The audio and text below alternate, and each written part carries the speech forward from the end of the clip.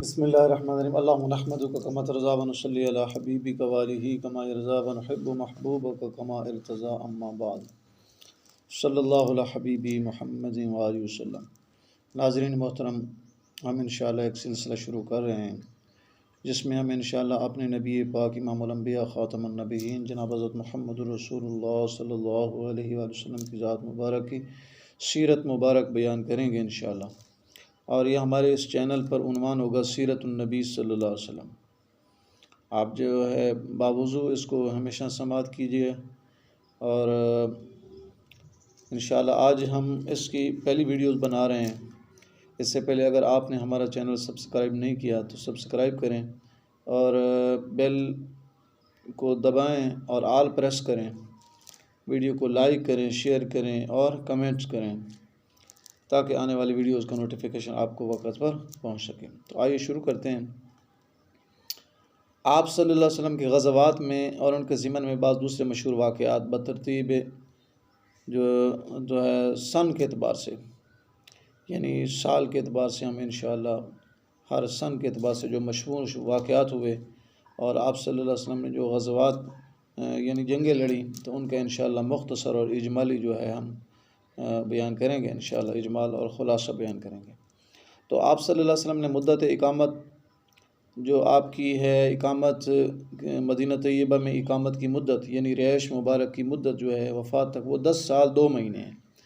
جب جہاد فرض ہوا، آپ صلی اللہ علیہ وسلم نے کفار سے قتال شروع کیا اور سپاہ بھیجنے لگے۔ جس جہاد میں آپ بنفس نفیس شریک تشریف لے گئے، شریک ہوئے، اس کو اہل سیر غزوہ کہتے ہیں۔ غزوہ اور سریہ 2 لفظ آپ تاریخ اسلامی میں پڑھیں گے اور سنیں گے۔ غزوہ اس جنگ کو کہا جاتا ہے جس میں ہمارے نبی پاک صلی اللہ علیہ وسلم خود بنفس نفیس تشریف لے گئے ہوں، شریک ہوئے ہوں، تو اس جنگ کو غزوہ کہا جاتا ہے۔ اور جس جنگ میں آپ نے صحابہ کرام کو بھیجا اس کو سریہ کہا جاتا ہے، اس کو سین را یہ سریہ۔ تو یہ جو ہے فرق ہے۔ جو لشکر آپ صلی اللہ علیہ وسلم بھیج دیا اور خود تشریف فرما نہیں ہوئے اس کو سریہ کہتے ہیں۔ بتفصیل ہر غزوہ سریہ کا حال لکھنا دشوار ہے، اس لیے بعض کا مختصر جو ہے حالات بیان کیے جائیں گے انشاءاللہ۔ تو پہلا سن جو تھا، پہلا سال، ہجرت کا پہلا سال، جہاد فرض ہوا تو حضرت حمزہ رضی اللہ عنہ کو 30 مہاجرین کے ساتھ آپ صلی اللہ علیہ وسلم بھیجا اور ایک قافلے قریش سے تعرض کریں، جا کے جنگ لڑیں، اور یہ ماجرہ رمضان المبارک میں ہوا۔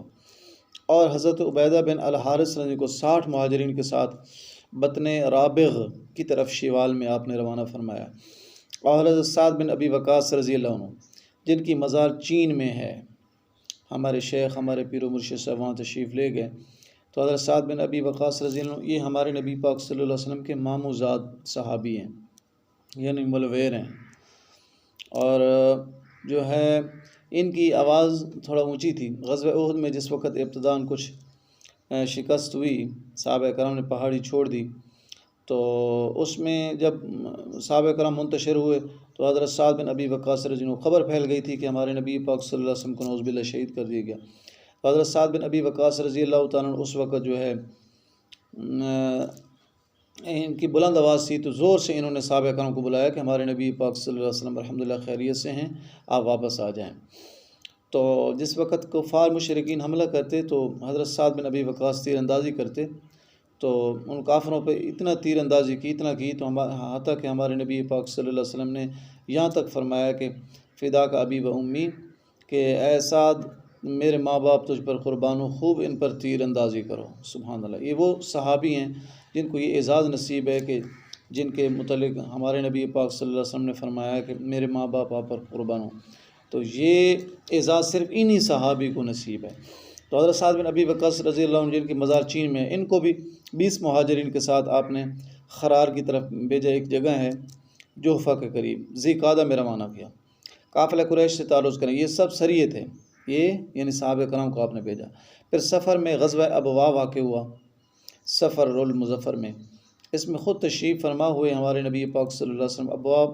ابوا ایک گاؤں تھا درمیان مکہ اور مدینہ کے درمیان میں، اس کو غزوہ ودان بھی کہتے ہیں، اور اسی سال آغاز اذان کا ہوا۔ اسی سال میں اذان ضروری ہوئی اور اذان کا جو ہے حکم آیا، اور اسی سال حضرت عائشہ صدیقہ رضی اللہ تعالیٰ عنہ رخصت ہو کر آئیں ہمارے نبی پاک صلی اللہ علیہ وسلم کے نکاح میں، اور اسی سال مہاجرین انصار کے درمیان عقد اخوت مقرر ہوا، یعنی بھائی بھائی بنایا گیا، مہاجرین انصار صحابہ کرام کو بھائی بھائی بنایا گیا، ہر ایک صحابی اور ایک مہاجر ایک انصاری صحابی کو آپ نے بھائی بھائی بنا دیا۔